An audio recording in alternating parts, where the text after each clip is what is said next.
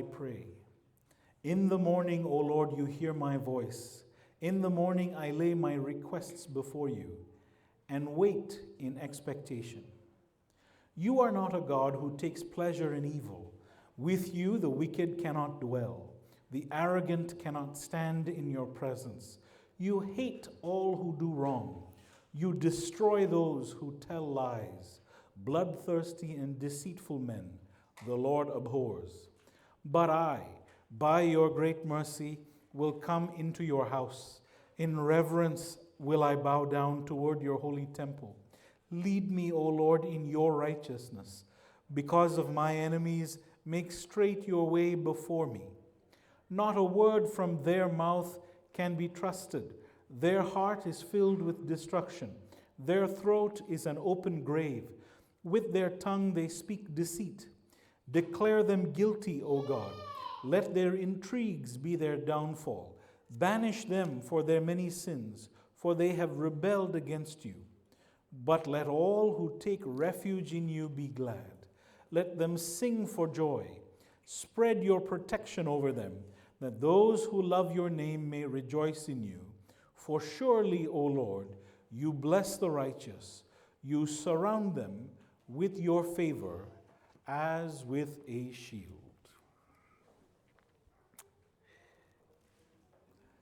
In 1959, a famous songwriting, music composing duo wrote what has become the most enduring musical of American life.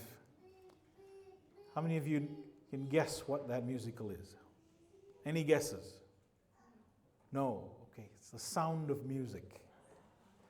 It was made into a motion picture in 1965, and it has today perhaps the most memorable songs, memorable tunes, readily memorable story, which many of us know and love.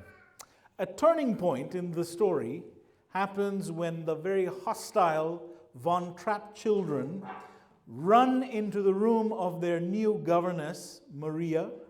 There's a violent thunderstorm outside, and it drives these children, who are determined not to like their new governess, it drives them to her room and to hop in bed with her. They take shelter with her.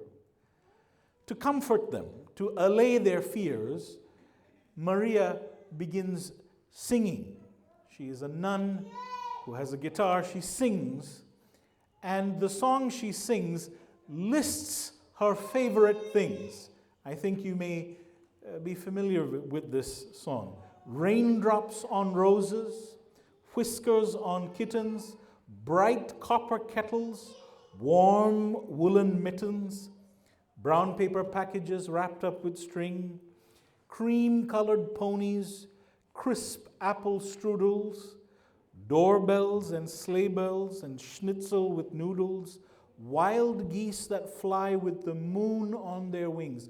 These are all the things she lists as her favorite things. Now, she then, at the very pinnacle of this song, she gives the reason for why she's listing all these favorite things. She says, when the dog bites, when the bee stings, when I'm feeling sad, I simply remember my favorite things, and then I don't feel so sad. Okay. How helpful it is, how comforting it is to remember our favorite things when we're having a bad day. Well, in Psalm 5, David lists some things. Evidently, David is having a bad day. David chooses to list God's unfavorite things, if you'll allow me to make that a word.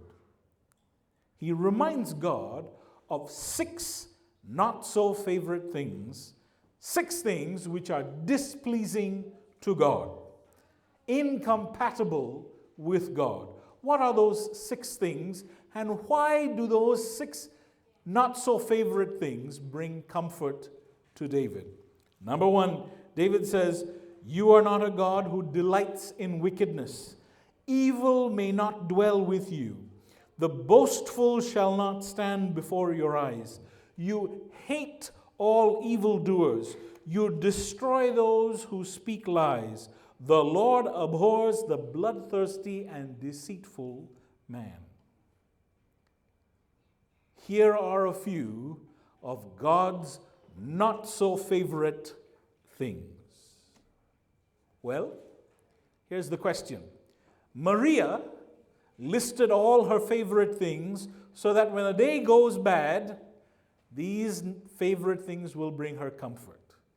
David is having a bad day, and he decides he's not going to list his favorite things, he's going to list God's not so favorite things. Why does David feel the need to list God's not so favorite things when he's having a bad day? I think the beginning to answer that question is found possibly in verse 9. This is verse 9, Psalm chapter 5, verse 9. For there is no truth in their mouth, their inmost self is destruction, their throat is an open grave, they flatter with their tongue.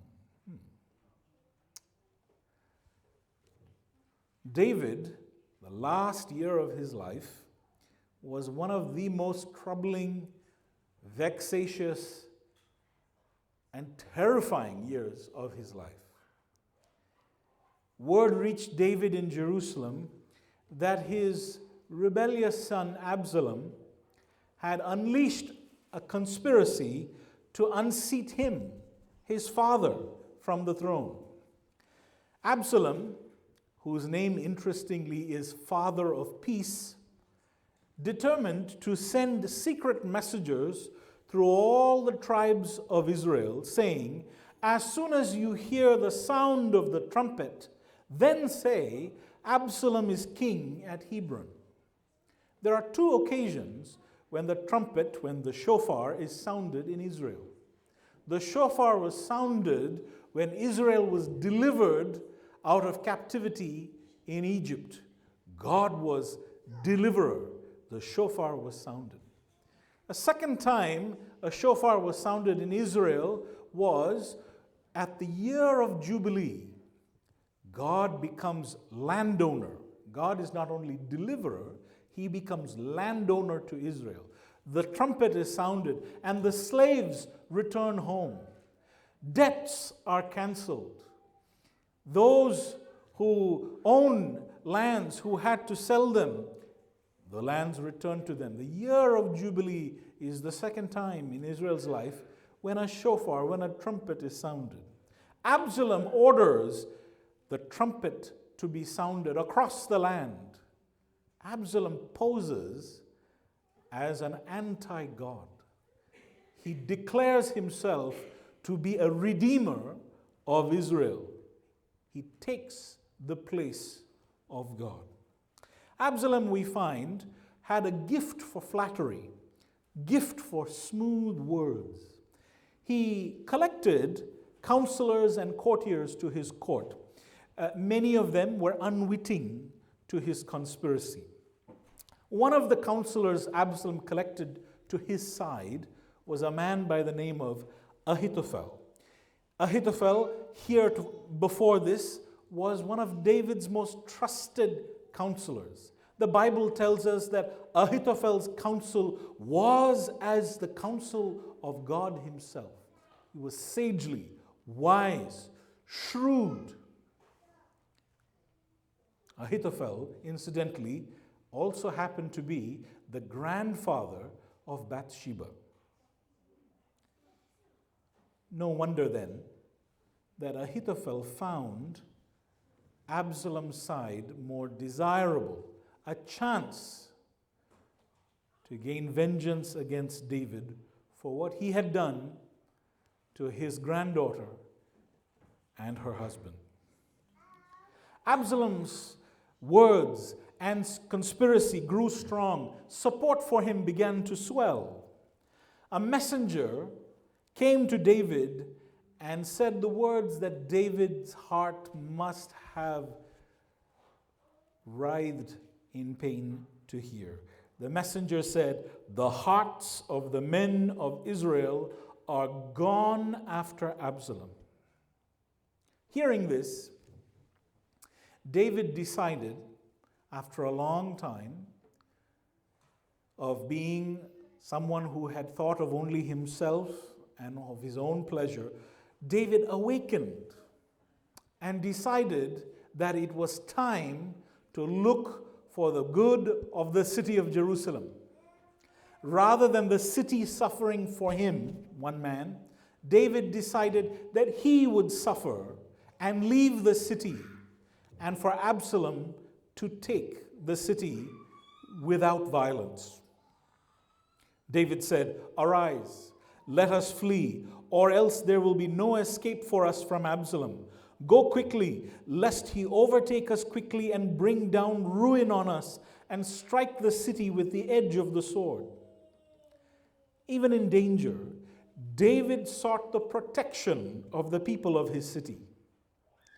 Before this, when he was thinking of Uriah and Bathsheba, David was content for many people to die so long as he could benefit from the company of Bathsheba. Now, David had stirred awake. He had come to his senses. He was willing to sacrifice himself rather than for the city to fall a prey to Absalom's sword. On his way out of Jerusalem, David met several people. David met people who were genuinely loyal to him. They swore allegiance to him. They promised to follow him wherever he went.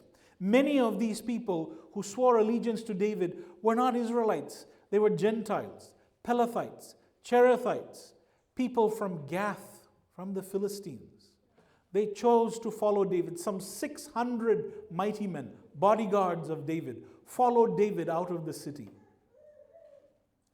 David met some others on the way out of Jerusalem who on the surface expressed loyalty to David, but it became obvious that they were looking for their own self-interest. As David left the city, David could not know if those whom he trusted would stand by him or if they would abandon him. David did not know, will my trusted counselors remain reliable? Will they switch sides and join Absalom? The ground was shifting under David's feet, and he did not know whom he could rely on. This is why David says in the psalm we read, "There is no truth in their mouth. Their inmost self is destruction. Their throat is an open grave. They flatter with their tongue." In an atmosphere where dead hearts and dead consciences lead to false speech, where trust has eroded and fear reigns, David prays this prayer and he says, "God, I know your not so favorite things." And David says, "God, I know that you are trustworthy. I can't trust anything I hear. I know you are trustworthy." David is reminding God of God's not so favorite things. David is also reminding himself about what is trustworthy about God. What is trustworthy about God? 6 things. God can be trusted to always find wickedness displeasing. God can be always trusted to not dwell with evil. God can be always trusted not to allow those who are boastful to stand before him. God can be always trusted to hate those who work iniquity. God can be always trusted to destroy those who speak lies. God can be always trusted to abhor those who shed blood and deceive others. God is absolutely trustworthy. David could not trust those around him. Trust had eroded. At that juncture, David prays, recites, and reminds himself of how trustworthy God is. He reminds himself of what pleases God. When David is reminding himself of what pleases God, David is reminding himself of the trustworthiness of God. The great hymn writer once said, "When all around my soul gives way, he then is all my hope and stay." What brings David comfort, like Maria and the Von Trapp family? What brings David comfort when the dog bites, when the bee stings, when he's feeling sad?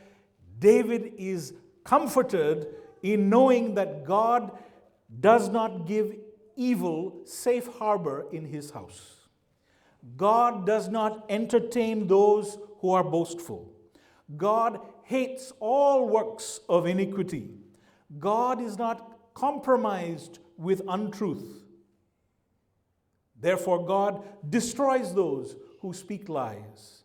God abhors those who shed blood and deceive others. It occurs to David that if David is any of those things, if David gave safe harbor to evil, if David was lying, if David was iniquitous, God would be against David too. Would that be right? Oh, yes. So, David prays the next verse. He said in verse 4, God does not delight in wickedness. So in verse 7, David says, he experiences the Lord's abundant loving kindness. God is delighted in David. Why? There's no wickedness in David. He said in verse 4, evil does not dwell with God. Look at verse 7. David says he will enter God's house. David can abide with God because evil does not dwell with David either. He said in verse 5, the boastful will not stand before the Lord's eyes. Look at verse 7. David says he's going to be the opposite of boastful. He will bow down to God's holy temple, humble himself. Verse 6, David says God abhors those who shed blood and deceive. Look at verse 8. David prays that the fear of the Lord will keep him from such destructive tactics. David says, lead me, O Lord, in your righteousness because of my enemies. Make your way straight before me. They are wicked. They are boastful. They are deceitful. He says, Lord, you teach me your ways. You teach me your righteousness. Make my way straight. David prays, save me from my enemies. He prays for the defeat of his enemies. David also prays for God's righteousness so that he will not respond as his enemies have done. David says, Lord, make my enemies work their own undoing. I don't want to respond to my enemies the way they are working. I don't want to respond for unrighteousness with unrighteousness. Make their work their own undoing. Cause their deeds to be the snare that entraps them. David says, for there is no truth in their mouth, their inmost self is destruction, their throat is an open grave. They flatter with their tongue. Make them bear their guilt, O God. Let them fall by their own counsels. Because of the abundance of their transgressions, cast them out, for they have rebelled against you. How did this play out in the story of Absalom's rebellion?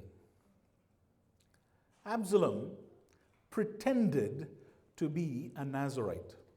The Bible tells us that Absalom had very long and beautiful hair. Hair in the Bible is a person's glory. It is their crown. Absalom grew his hair out long. Nazarites had their hair uncut. It was a symbol of a vow made to the Lord, a symbol of their mission. When their mission was complete, they would cut their hair. Absalom pretended to be a Nazarite. When his hair grew out long, he would go to Hebron. He would make a show of fulfilling a vow to the Lord, and he would have his hair cut and weighed, a public display of his loyalty and service to God. Absalom was an anti-Nazarite and became evident in the fact that Absalom was in opposition to God's true anointed. Nazarites support and bless God's true anointed. Their mission is to glorify God's anointed one, to support whom God has chosen. There are 3 lifetime Nazarites in the Bible. All 3 of them, incidentally, were born to barren women. One was Samson. Samson's mission was to support, deliver, and glorify God's chosen people from the Philistines. The second lifetime Nazarite in the Bible was Samuel, once again born to a barren woman. Samuel was a Nazarite. His mission was lifelong. Samuel's mission was the supporting of God's anointed kings. First King Saul, then David. The third lifetime Nazarite in the Bible is John the Baptist, also born to a barren woman. Incidentally, John the Baptist's mission was to support God's one true great anointed. And who's that? Jesus. He prepared the way for Jesus. This is what Nazarites do. This is their mission. They are called to uphold, support, prepare for God's chosen and anointed. Well, what did Absalom do? This pretentious anti-Nazarite, pretending to support God's true anointed Israel. He opposed and sought to destroy David, God's anointed king. As it happens, David, as he was fleeing the city of Jerusalem, was met by a man called Hushai the Archite. Hushai happened to be David's friend, loyal counselor to David. Instead of asking Hushai to accompany him in his escape, David asks Hushai to go into the city and work as a covert counselor. Absalom's secret weapon was David's former right-hand man, Ahithophel. David sent Hushai as a counter-counselor, a plant within Absalom's inner sanctum, within his court. Hushai did as David asked. Hushai left David, went in the opposite direction, went into the city. He positioned himself to welcome Absalom as Absalom came into the city. David prayed, you'll remember in Psalm 5, "Make them bear their guilt, O God. Let them fall by their own counsels."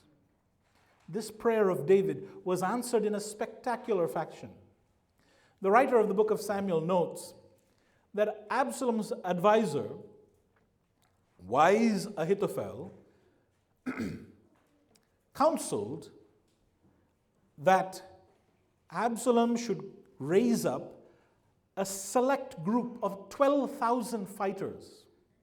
These 12,000 warriors would go and conduct a surgical operation. They would go, they would isolate David, separate David from the rest of his men, that they would kill David and spare the people. And immediately, in short order, peace would return. The people would accept Absalom as king, and the nation could go forward.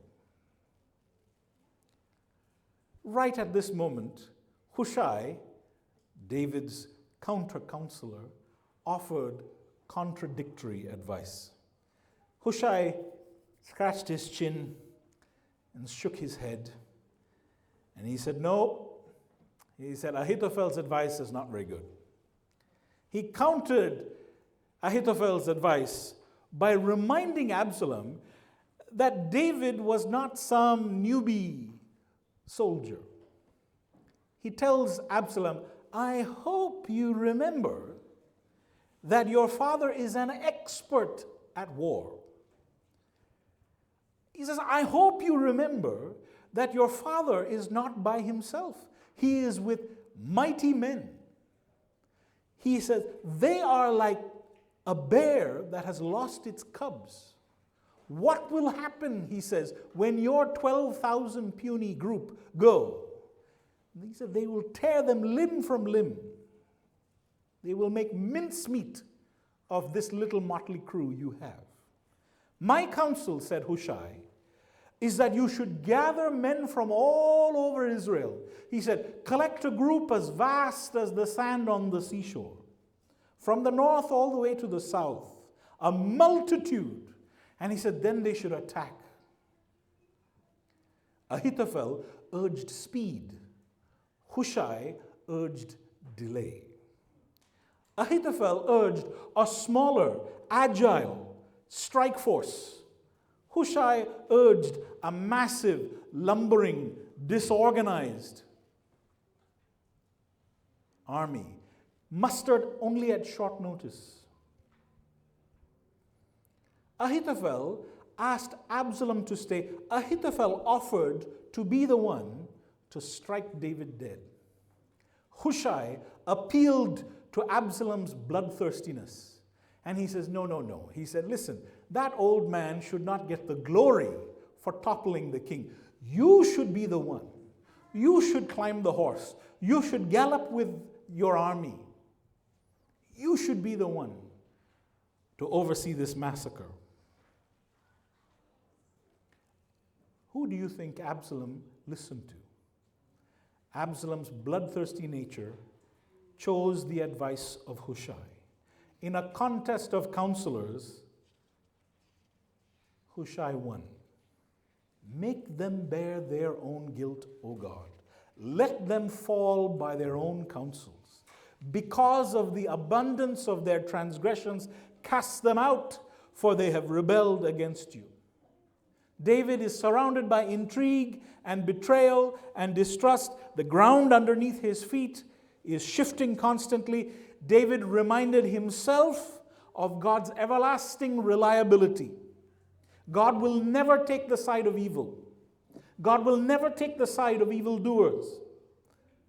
David is praying, Lord, keep me righteous. Don't allow me to become a part of evildoers. God answered David's prayer. If that is your prayer, God answers that prayer. God answered David's prayer. God caused Absalom to fall by his own counsel. When we choose to make our appeal to God and we say, God, I don't want to respond to those who have done wrong with wrongdoing. I want to respond to that by calling on you to confound them by their own ways, to entrust myself to you, to your trustworthiness. The Lord responds with the words we find in the last words of this psalm, He will cover us with favor as a shield. Friends, that is the promise. All that we have said so far are the preconditions to God covering us with favor as a shield. There's a great controversy going on between Christ and Satan. Satan is weaving a web of intrigue. He takes the life of God's anointed Son. The Bible tells us that this power is a blaspheming power, disparaging the character of God. Satan is cast out of heaven as a result of his lies. Jesus is the true and better Son of David. 1 Peter chapter 2 verse 23 says, when they hurled insults at him, he did not retaliate. When he suffered, he made no threats. Instead, these are the key words, he entrusted himself to him who judges justly. Jesus is following what his great-grandfather David modeled. The prayer of David is also the prayer of Jesus. Make them bear their guilt, O God. Let them fall by their own counsels. Because of the abundance of their transgressions, cast them out, for they have rebelled against you. Talking about Lucifer. Friends, there is coming a day when Lucifer, who's the great antitype of Absalom, will bear his own guilt. He will be confounded by his own counsels. He will be cast out. On that day, when Satan and his angels are cast in the lake of fire prepared for them, all of us can pray like David. Lead me, O Lord, in your righteousness because of my enemies. Make your way straight before me. You can pray that today. Lead me, O Lord, in your righteousness. Let me not follow this Absalom. Let me not respond unrighteously. Make your way straight before me. Jesus promises to send us his power to overcome Satan. All his conspiring, all his lies, we will not need to worry about them. We need not have any fear. We can take refuge. We can rejoice. The Lord will spread his protection over us. And the last words of this psalm will be true for you and me. He will cover us with favor as with a shield. May that be our prayer today.